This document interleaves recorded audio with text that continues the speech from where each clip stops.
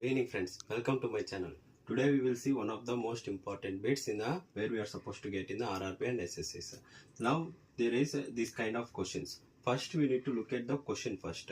Whether if 2 is there means then only we are supposed to apply this formula. 2 అనేది ఉంటేనే మనం ఆ ఫార్ములాని apply చేసి we can get it easily.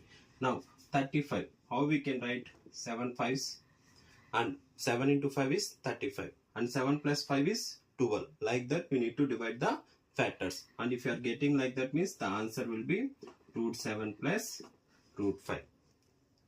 Similarly alane ippudu ee problem kuda solve chudam. Now 42 we can divide it as 21 into 2. 21 into 2 how much?